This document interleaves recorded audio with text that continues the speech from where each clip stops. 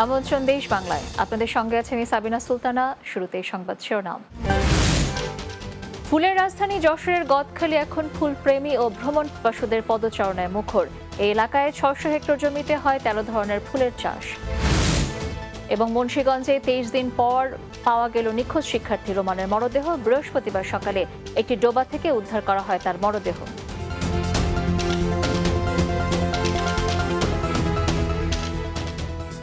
শুনছিলেন শিরোনাম, এবারে বিস্তারিত। ফুলের রাজধানী খ্যাত যশোরের গদখালিতে প্রতি বছর ফেব্রুয়ারি মাসে ফুল উৎপাদন বেশি হয়, তেমনি ফুলপ্রেমী ও ভ্রমণ পিপাসুদের পদচারণায় মুখর হয়ে ওঠে ফুলের রাজধানী। এ সময়টাতে শীত শীত আবহাওয়া থাকায় দূর দূরান্ত থেকে দর্শনার্থীদের উপচে পড়া ভিড়ে কানায় কানায় পূর্ণ হয়ে ওঠে। এই এলাকা থেকেই ঢাকা সহ সারা দেশে ফুলের চাহিদা মেটানো হয়। যশোর থেকে শামীম রেজার প্রতিবেদন, জানাচ্ছেন মাসুদ রানা। দূর দূরান্ত থেকে আসা দর্শনার্থীদের পদচারণায় ফেব্রুয়ারি মাস মুখর হয়ে ওঠে ফুলের রাজধানী যশোরের গদখালিতে। ফুলের সঙ্গে ভ্রমণ পিপাসুদের বিনোদনের জন্য ফুলের রাজ্যে গড়ে উঠেছে কয়েকটি মিনি পার্ক। ফলে ফুলের এই রাজধানীতে ভ্রমণ করতে আসা মানুষের মাঝে আগের চেয়ে বেশি ভালো লাগা সৃষ্টি হয়। সারা বাংলাদেশে অনেক নাম করছে, তো ফুলের জন্য বিখ্যাত। সবকিছু মাঠ থেকে এক কথায় নিজের হাতে তোলা, খুব ভালো লাগলো। ফ্যামিলির সঙ্গে ঘুরেও খুব ভালো লাগছে। প্রায় ৪ যুগের বেশি সময় ধরে দেশ দেশান্তরে ছড়িয়ে পড়েছে গদখালি ফুলের সুবাস।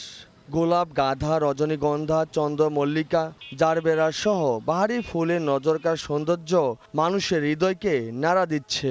এবছর আপনার পারিবারিক বা ফ্যামিলি লোকজন নিয়ে বেশি আসছে লোকজন। চাই আরো সৌন্দর্য করবো, আরো প্রকৃতি ভালো লাগবে, মানুষের দেখে আরো সন্তুষ্ট হবে। ব্যবসা বাণিজ্য ভালো, আর প্রায় এক এক সিজনে এক একজন দোকানদার প্রায় লাখখানিক টাকা ক্যাশ হয়, সব বাদ দেয়। দেশের মাটিতে সম্ভাবনাময় এই সেক্টরকে আরও গতিশীল করতে সরকারের পৃষ্ঠপোষকতা সহ সবার সহযোগিতা কামনা করেছেন সংশ্লিষ্টরা। Desk report, Bangla TV. উৎসব মুখর পরিবেশে পাবনায় অনুষ্ঠিত হলো স্কয়ার কিন্ডারগার্টেন স্কুল অ্যান্ড কলেজের বার্ষিক সাংস্কৃতিক অনুষ্ঠান। স্কুল প্রাঙ্গণে অনুষ্ঠানের আয়োজন করা হয়। অধ্যক্ষ খতিব শাহনাজ সুলতানার তত্ত্বাবধানে অনুষ্ঠানে উপস্থিত ছিলেন পুলিশ সুপার মোর্তজা আলী খান, জেলা পরিষদের প্রধান নির্বাহী কর্মকর্তা মাহফুজা সুলতানা, স্কয়ার টয়লেট্রিজ লিমিটেডের পাবনা প্লান্টের পরিচালক আব্দুল খালেক, জেনারেল ম্যানেজার আবু তাহের সহ বিশিষ্টজনেরা। পরে প্রায় ২৫০-রও বেশি শিক্ষার্থী নাচ, গান, নাটিকা সহ নানা আয়োজনে মুগ্ধ করে দর্শকদের। এসো দেশ বাঁচাই, পৃথিবী বাঁচাই এই প্রতিপাদ্যে তারুণ্যের উৎসব উপলক্ষে নরসিংদীতে দিনব্যাপী এনজিও মেলা অনুষ্ঠিত হয়েছে। জেলা প্রশাসন ও সমাজসেবা দপ্তরের আয়োজনে মেলায় ২০টি এনজিও অংশ নেয়। এতে প্রধান অতিথি হিসেবে জেলা প্রশাসক মোহাম্মদ রাশেদ হোসেন চৌধুরী মেলার উদ্বোধন শেষে বিভিন্ন স্টল পরিদর্শন করেন। পরে আলোচনা ও সাংস্কৃতিক অনুষ্ঠানের আয়োজন করা হয়। এ সময় উপস্থিত ছিলেন অতিরিক্ত জেলা প্রশাসক আবু তাহের মোহাম্মদ শামসুজ্জামান, সমাজসেবা উপপরিচালক পরিচালক মাসুদুল হাসান তাপস, সহকারী পরিচালক নঈম জাহাঙ্গীর সহ এনজিও প্রতিনিধিরা। কক্সবাজারে বেসরকারি উন্নয়ন সংস্থা আশার প্রেসিডেন্ট ও তত্ত্বাবধায়ক সরকারের সাবেক উপদেষ্টা শফিকুল হকের চতুর্থ মৃত্যুবার্ষিকী উপলক্ষে শতাধিক রোগীকে বিনামূল্যে ফিজিওথেরাপি সেবা ও চিকিৎসা সামগ্রী প্রদান করা হয়েছে। এ উপলক্ষে ঝিলংজা ফিজিওথেরাপি সেন্টারে আশার senior district manager Kapil Uddin মাহমুদের সভাপতিত্বে অনুষ্ঠানে প্রধান অতিথি ছিলেন কক্সবাজারের অতিরিক্ত পুলিশ সুপার মোহাম্মদ জসিম উদ্দিন। এ সময় কক্সবাজার কমার্স কলেজের প্রভাষক মোহাম্মদ ইয়াসিন, আশার কোঅর্ডিনেটর ডাক্তার আব্দুর রহমান ও সাপোর্ট ইঞ্জিনিয়ার মাখন কান্তি সুশীল সহ সংশ্লিষ্টরা উপস্থিত ছিলেন। সংস্থাটির উদ্যোগে সারা দেশে ৩৩টি ফিজিওথেরাপি সেন্টারে বিনামূল্যে সেবা প্রদান করা হচ্ছে।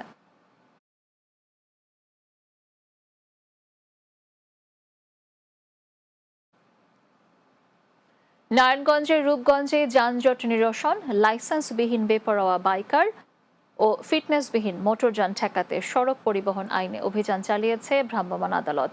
উপজেলার দড়িকান্দি ইছাখালী সেতুর পশ্চিম পারে অভিযান পরিচালনা করা হয়। অভিযানে বিভিন্ন মোটরযানকে ২৩টি মামলায় ৪৩,০০০ টাকা জরিমানা আদায় করা হয়।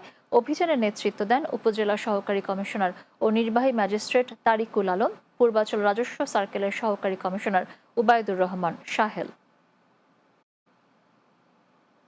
ভোলার তজুমুদ্দিন উপজেলায় গরু চুরির অভিযোগে গণপিটুনিতে মোহাম্মদ নয়ন ও আমির হোসেন নামে দুই যুবকের মৃত্যু হয়েছে।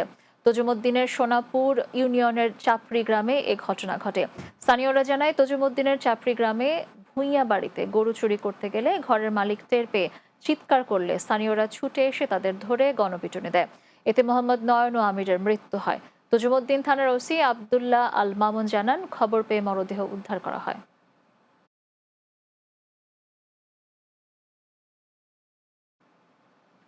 দীর্ঘ 23 দিন পর পাওয়া গেল নিখোঁজ শিক্ষার্থী রোমানের মরদেহ। বৃহস্পতিবার মুন্সিগঞ্জের শ্রীনগর উপজেলার বীরতারা ইউনিয়নের ছওগ্রাও গ্রামের একটি ডোবা থেকে তার মরদেহ উদ্ধার করা হয়।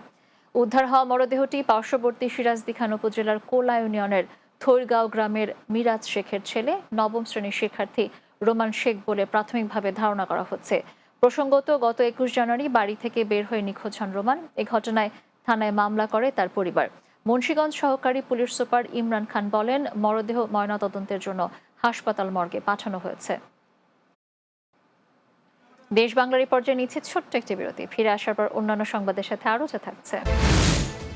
গাজীপুরের কালীগঞ্জের সূর্যমুখী ফুলের একটি বাগান দেখতে দর্শনার্থীদের উপচে পড়া ভিড়। তবে বাগান দেখতে দিতে হচ্ছে প্রবেশ মূল্য।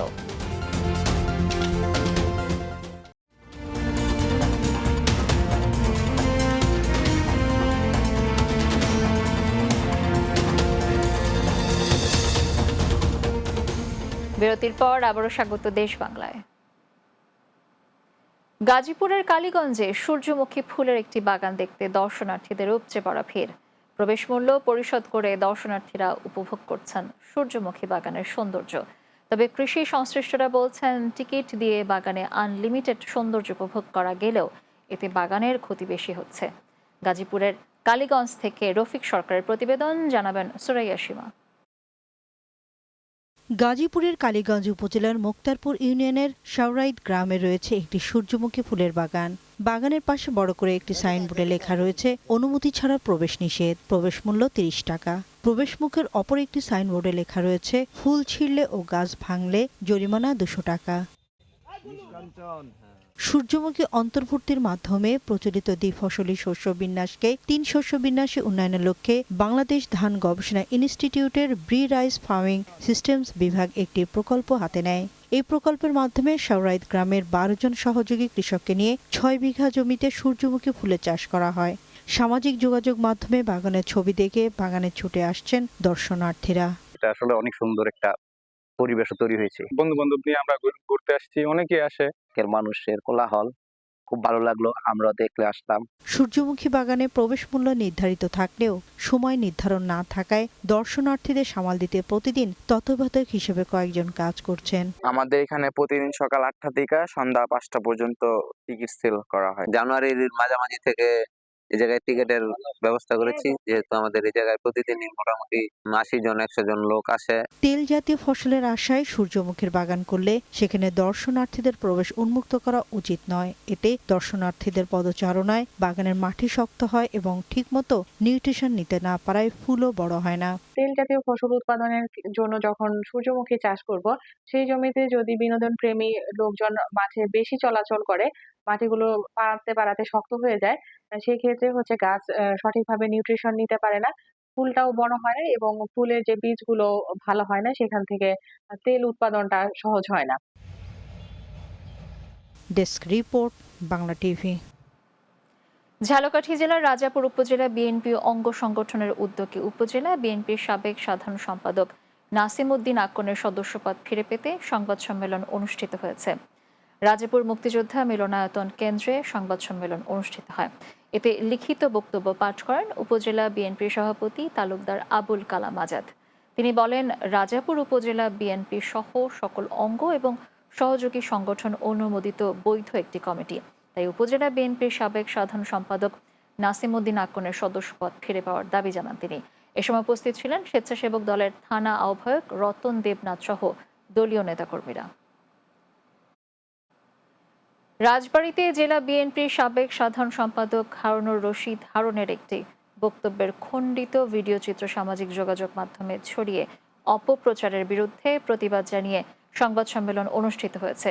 দলীয় কার্যালয়ে জেলা বিএনপি সংবাদ সম্মেলনের আয়োজন করে। এতে রাজবাড়ী জেলা বিএনপির সদস্য সচিব কামরুল আলম, যুগ্ম আহ্বায়ক রেজাউল করিম পিন্টু, পৌর বিএনপির সভাপতি তোফাজ্জল হোসেন মিয়া, সাধারণ সম্পাদক এম এ খালেদ পাভেল সহ স্থানীয় নেতাকর্মীরা বক্তব্য রাখেন।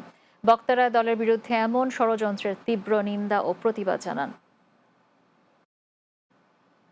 দীর্ঘ 6 বছর পর জামালপুরের সরিষাবাড়িতে উপজেলা বিএনপির দ্বিবার্ষিক সম্মেলন অনুষ্ঠিত হয়েছে। সরিষাবাড়ি রেলওয়ে স্টেশন ময়দানে সম্মেলনের আয়োজন করা হয়। এতে প্রধান অতিথি ছিলেন বিএনপির জাতীয় নির্বাহী কমিটির যুগ্ম মহাসচিব হাবিবুন নবী খান সোহেল। উপজেলা বিএনপির আহ্বায়ক আজিমউদ্দিন আহমেদের সভাপতিত্বে এতে বক্তব্য রাখেন বিএনপির জাতীয় নির্বাহী কমিটির সাংগঠনিক সম্পাদক মোহাম্মদ শরীফুল আলম, সহ সাংগঠনিক সম্পাদক শাহ মোহাম্মদ ওয়ারেস আলী মামুন সহ অনেকে। সম্মেলনে আজিমউদ্দিন আহমেদকে সভাপতি ও ফরিদুল কবির তালুকদার শামীমকে সাধারণ সম্পাদক ঘোষণা করা হয়েছে। ব্রাহ্মণবাড়িয়া রেসিডেন্সিয়াল স্কুল অ্যান্ড কলেজের বার্ষিক ক্রীড়া প্রতিযোগিতা অনুষ্ঠিত হয়েছে।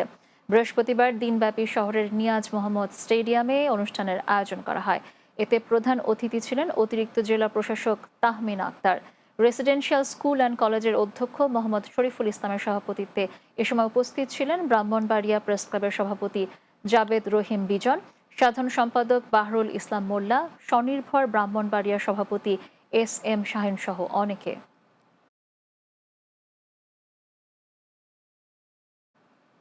শেষ করছি দেশ বাংলা, তবে যাওয়ার আগে সংবাদ শিরোনামগুলো জানিয়ে দিচ্ছি আরও একবার। ফুলের রাজধানী যশোরের গদখালি এখন ফুল প্রেমী ও ভ্রমণ পিপাসুদের পদচারণায় মুখর। এই এলাকায় 600 হেক্টর জমিতে হয় 13 ধরনের ফুলের চাষ। মুন্সিগঞ্জে 23 দিন পর পাওয়া গেল নিখোঁজ শিক্ষার্থী রোমানের মরদেহ। বৃহস্পতিবার সকালে একটি ডোবা থেকে উদ্ধার করা হয় তার মরদেহ। এবং গাজীপুরের কালীগঞ্জের সূর্যমুখী ফুলের একটি বাগান দেখতে দর্শনার্থীদের উপচে পড়া ভিড়, তবে বাগান দেখতে দিতে হচ্ছে প্রবেশ মূল্য।